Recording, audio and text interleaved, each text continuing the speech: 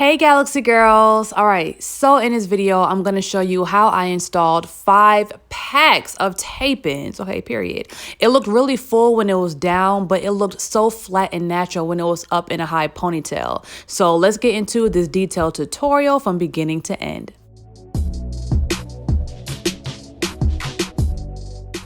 All right, you guys, what is going on? Thank you so much for watching another hair tutorial. So this is officially the second time I'm installing tape-ins, right? Now, the first time a company sent me tape-ins, I was a little bit nervous, you know what I'm saying? I'm like, I don't really know, like, this is not my avenue, but I did my research, I watched so many videos and I'm like, you know what? I know I'm not gonna mess up this install on camera, so I gotta do it right. Now, it was nice and flat and, it looked natural, but I was not able to put it up in a ponytail. So this time I told myself, you know what? I'm going to make sure that it looks good down and up as well. So basically what I realized was my actual foundation and the placement of the tape-ins were not correct, right? So in this video, I have a whole different technique on how I'm installing them so they look good down and up as well. And y'all, we made a flawless ponytail, so I'm excited for this one. All right, so I want to go ahead and thank the sponsor for today. Thank you so much, Amazing Beauty, for giving us actually 6 packs of tape-ins, but I only fit 5. And these tape-ins were super full, they didn't get tangled, and they were soft, and it seemed like really good quality hair, like almost like bundle hair, not the hair that you find on wigs.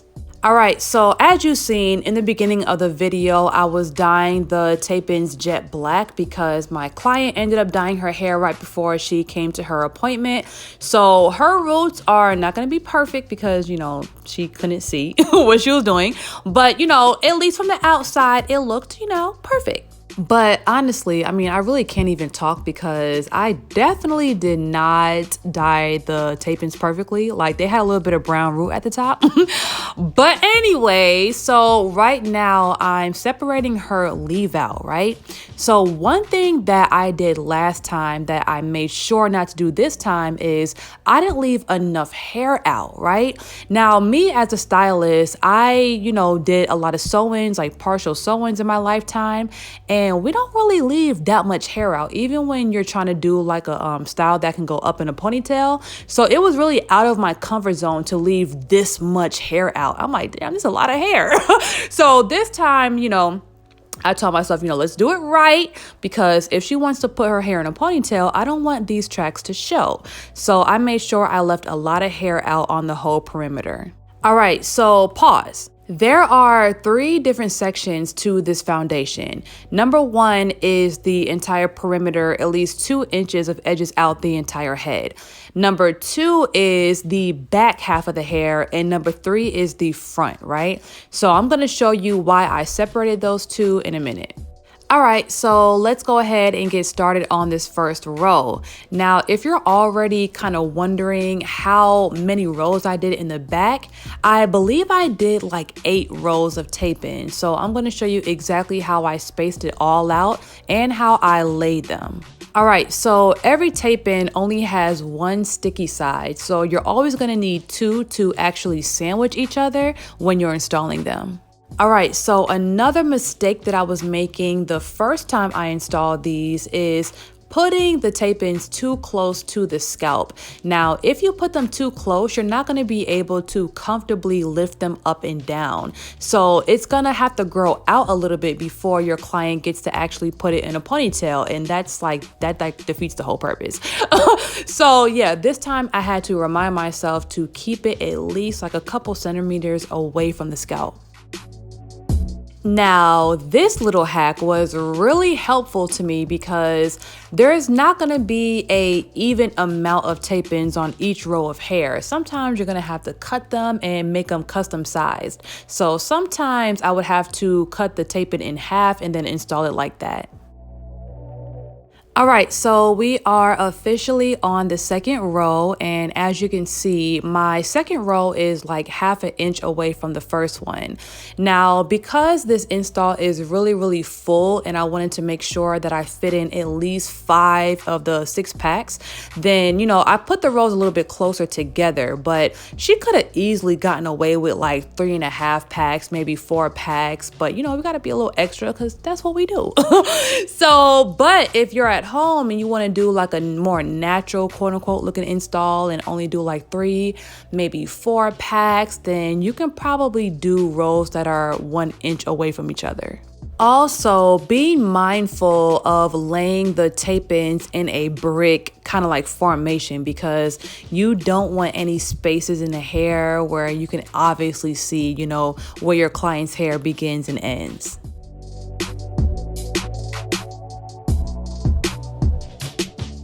All right, so we're on the third row now, and as y'all can see, these rows are not going just straight across. They're kind of curving upwards at the corners. All right, so like I said before, aside from laying the tape-ins in a brick formation so the density is evenly distributed throughout the entire install, also I leave a little bit of natural hair in between each tape-in, so it's not like all the hair is just completely covered in tape-ins. Leaving a little bit of natural hair in between each tape-in gives the whole foundation just more flexibility and mobility. It's not like one long track, so you kind of want to take into consideration that this person is going to be putting their hair up in a ponytail. They kind of want it to have some movement, so it's like a looser type of foundation. So yeah, don't forget to put a little bit of natural hair in between each tape-in.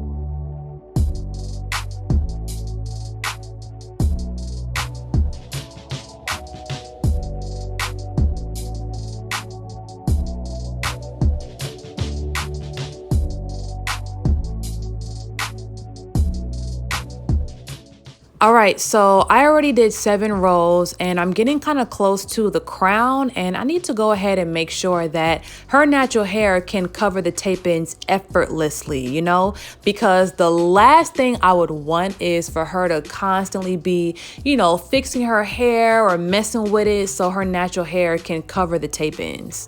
Now, because I'm working with glue, and this is like as strong as lace glue, I don't want to be having to remove, tape-ins once I've already sandwiched them, because I can only imagine how hard it is to get them out. So before I even do something, I'm going to make sure I can do it first.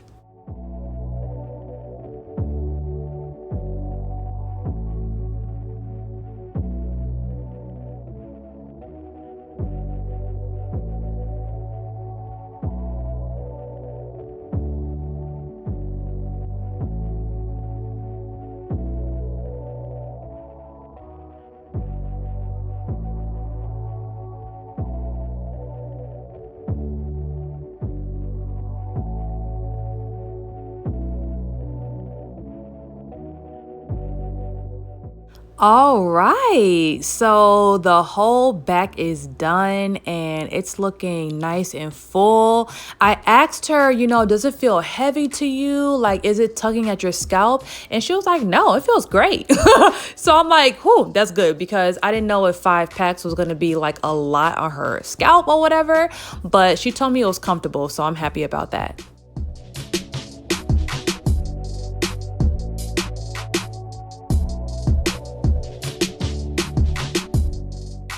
All right, so the entire back is done and now we are at the front section. So right now I'm parting out her top like crown leave out. So what I'm like twisting right now is the hair that's gonna fall over the entire install and the hair that she can kind of flip whenever she wants to or part in whatever way she wants. All right, so now that I'm laying the tape-ins in the front section, first of all, I believe I did like 6 rows just to give you an idea of, how many tape-ins I put in the front. Also, I had them at a diagonal angle as I went further up. Number one, so they can kind of fall forward, and when she puts it up in a ponytail, they can be at the perfect angle to where when she puts it up or when she puts it back, it still looks flat, right? Also, number 3, I had to make sure and remember to put them kind of close to the back section ones, just so when she has it down, you can't tell the difference between the front and the back.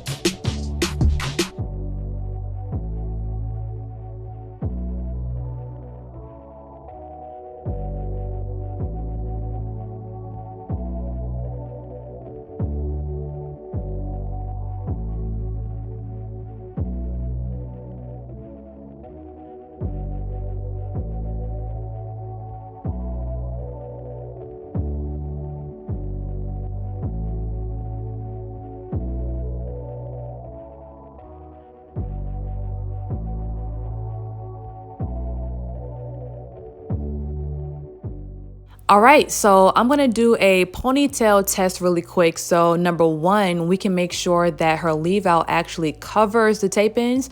And number 2, I wanna make sure it lays flat when the tape-ins are flipped upside down.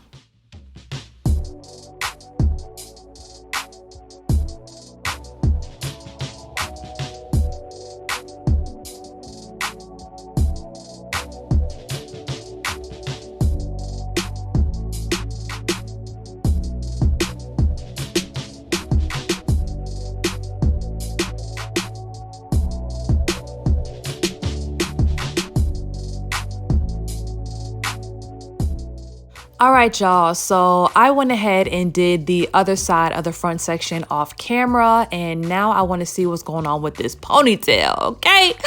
Now, it's looking amazing. The hair is so full when it's down. Like, I'm so shocked that it looks so flat when she put it up in a ponytail. That was one of my main concerns. I just wanted to make sure that the ponytail was super flat and she had enough hair on the outside to completely cover the tape-in. So listen, we did that.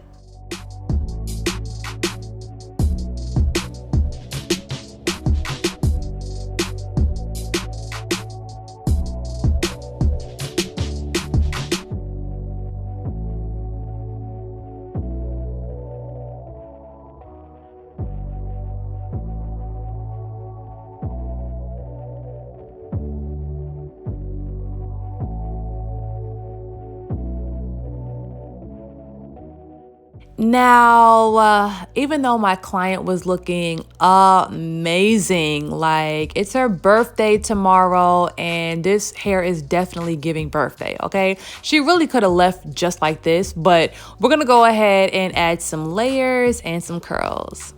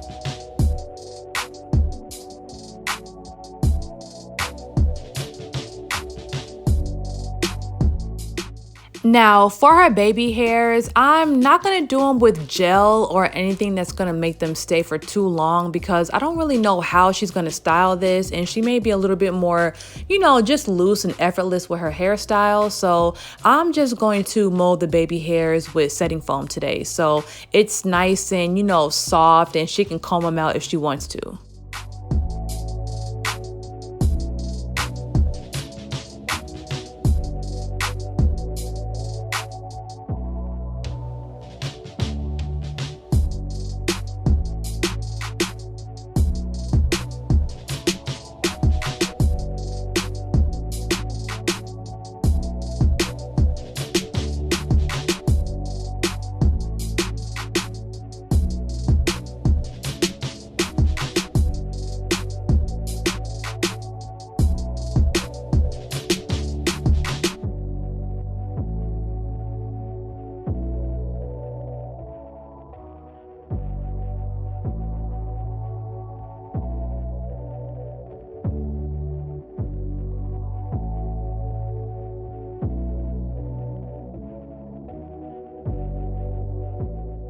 All right, you guys, so this is the final result. And listen, let me tell you something.